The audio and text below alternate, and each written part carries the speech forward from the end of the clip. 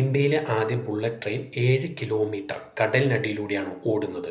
ആകെ സഞ്ചരിക്കുന്ന ദൂരം 508 കിലോമീറ്റർ. മുംബൈ മുതൽ അഹമ്മദാബാദ് വരെ. ഇതിനിടയിൽ 12 സ്റ്റേഷനുകളാണ് ഉള്ളത്. വേഗത മണിക്കൂറിൽ 320 കിലോമീറ്റർ. മുംബൈയിൽ നിന്ന് അഹമ്മദാബാദ് വരെ എത്താൻ 2 മുതൽ 2.5 മണിക്കൂർ വരെ പ്രതീക്ഷിക്കുന്നു. നിലവിൽ ഇത് 7 മുതൽ 8 മണിക്കൂർ വരെ എടുക്കുന്നു. ജപ്പാൻ സർക്കാർ 0.1% എന്ന പലിശ നിരക്കിൽ ഇന്ത്യക്ക് ലോൺ നൽകുന്നത്. ചിലവ് 1,00,000 കോടി രൂപയാണ്. ഇന്ത്യയുടെ പങ്ക് ഇതിൽ 19%, ബാക്കി വരുന്ന 81% ജപ്പാനുമാണ് എടുക്കുന്നത്. തിരിച്ചടവ് കാലാവധി 50 വർഷം. 2027-28 പദ്ധതി പൂർത്തിയാകുമെന്നാണ് പ്രതീക്ഷിക്കുന്നത്. ജപ്പാനിലെ പ്രസിദ്ധമായ ഷിൻക്യാൻസൺ സാങ്കേതിക വിദ്യയാണ് ഇന്ത്യയിലെ ബുള്ളറ്റ് ട്രെയിൻ നിർമ്മിതിക്കായി ഉപയോഗിക്കുന്നത്. എന്താണ് ഷിൻക്യാൻസൺ പദ്ധതി എന്നറിയാൻ ലൈക്ക് ചെയ്യൂ, ഫോളോ ചെയ്യൂ.